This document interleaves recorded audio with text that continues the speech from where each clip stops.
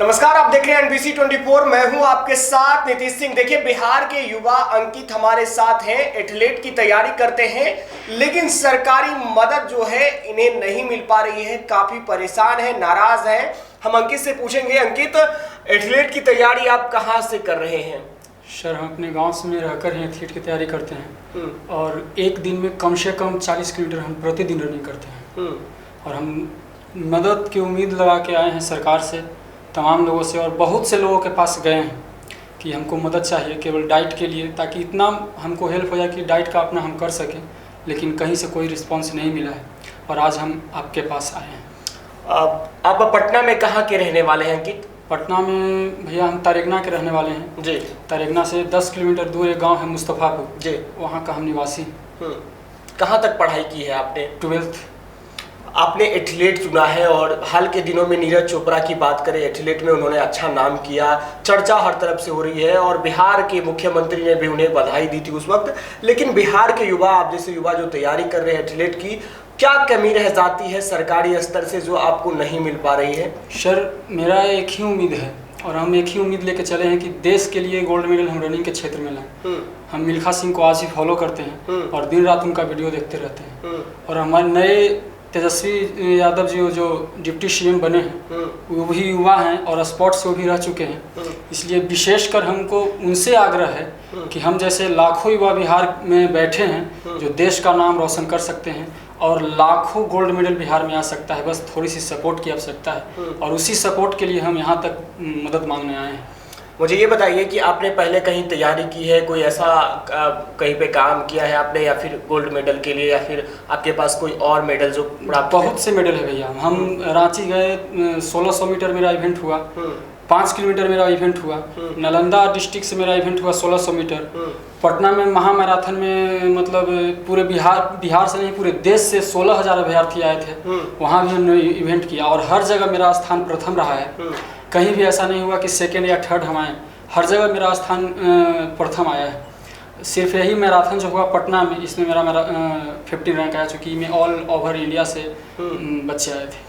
आपने कहा कि लगातार आप मेहनत भी कर रहे हैं, पहले भी आप कैमरे के पीछे हमें बता रहे थे कि आप एक गरीब परिवार से आते हैं, मध्यम परिवार से आते हैं। बहुत गरीब परिवार से, जहाँ की 2 वक्त की अगर रोटी भी टाइम से मिल जाती है ना, तो हम समझते हैं कि बहुत अच्छा दिन चला गया मेरा, और इसीलिए हम मदद मांगने आए हैं लोगों से। एथलीट के जो खिलाड़ी हैं वो लगातार मेहनत करते हैं। अंकित, आप एथलीट में क्यों जाना चाहते हैं?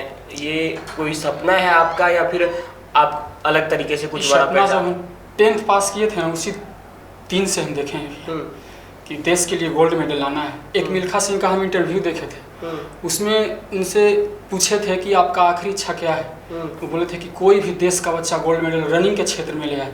उसी दिन से सपना, इसके पीछे हम अपना लगातार मेहनत कर रहे हैं और आप शरीर देखकर पता लगा सकते हैं कि क्या हालत है मेरा। कितने घंटा दिन में मेहनत करते हैं आप? टाइम कभी नहीं देखते हैं। 2 बजे के बाद हमें याद नहीं हुआ कि 2 साल से हम सोए भी होंगे रात में। 2 बजे से उठकर और 6 बजे तक लगातार रनिंग करते हैं। रनिंग हुआ, पुशअप हुआ, उसके एक्सरसाइज हुआ और उसके बाद फिर दोपहर में 12 बजे जाते हैं और फिर शाम के 3 बजे से 7 बजे तक रनिंग करते हैं। अभी आप लोग, आपकी परेशानी क्या है? क्या परेशानी है? परेशानी यही है कि रनिंग करने में कितनी डाइट की आवश्यकता होती है, वो एक रनिंग करने वाला ही बता सकता है। हम बोल तो रहे हैं कि अगर दिन भर में दोनों टाइम अच्छे से खाना मिल जाता है ना, तो हम समझते हैं कि मेरा दिन बहुत अच्छा से गया। हम केवल इतना ही प्रार्थना करते हैं लोगों से हाथ जोड़कर, जहाँ तक कि वीडियो जाएगा, कि हमें आर्थिक रूप से मदद करें कि केवल अपना डाइट हम कर सकें। और ये भी फ्री में नहीं मांग रहे हैं किसी के। अगर कोई काम भी हमको दे तो हम काम करने के लिए भी तैयार हैं, ताकि हम रनिंग करने के लिए जो डाइट का आवश्यकता होती है वो हम कर पाएँ। लेकिन सरकार तो कह रही है कि तमाम जो अभ्यर्थी हैं या बच्चे हैं जो स्पोर्ट्स में काम करना चाहते हैं उनके लिए सरकार काम कर रही है। खेल मंत्री भी कई बार इस तरह के बातों को बोलते रहे। क्या लगता है कि उन बातों का क्या जमीनी असर पे असर होता है? सर, वो बोल रहे हैं, लेकिन हम आपके पास आए हैं और मेरे मोबाइल में आप देखिएगा तो हज़ारों लोगों के पास हम मैसेज किए हैं, रिक्वेस्ट किए हैं, लगातार कॉल किए हैं। बहुत से ऐसे बड़े बड़े मीडिया जो हम न्यूज़ देखते हैं तो बोलते हैं कि बड़े मीडिया सहायता कीजिए गरीब लोगों को। बहुत से ऐसे बड़े मीडिया के पास हम फ़ोन तक किए, मेरा फ़ोन तक रिसीव नहीं हुआ। और वो दूसरे लोगों से बोलते हैं कि गरीब लोगों को मदद कीजिए, कोई मेरी मदद के लिए नहीं आया है। अभी आपने किसी नेता या विधायक किसी से मुलाकात की है? सर, हम अपने क्षेत्रीय विधायक से, ऐसा बोलना नहीं चाहिए बट हम बोल रहे हैं कि उन लोगों मेरे मदद सिर्फ इसलिए नहीं किए कि हम कास्ट से बिहार हैं। ऐसा क्यों? बिहार में सबसे ज़्यादा यही चल रहा है, कास्टवाद, जातिवाद। हर लोग कहते हैं कि जातिवाद नहीं होना चाहिए, लेकिन हर लोग जातिवाद करते हैं, चाहे वो मेरे कास्ट का नेता हो या नहीं हो।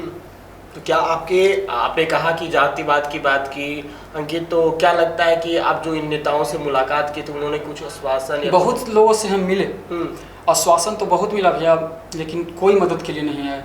आश्वासन, फोटो, मेरा नंबर तक लिया गया कि हम आपको आर्थिक स्थिति से मदद करेंगे, आपको पैरवी करेंगे कि आप और बढ़िया करें, आपको ट्रेनिंग के लिए भेजेंगे।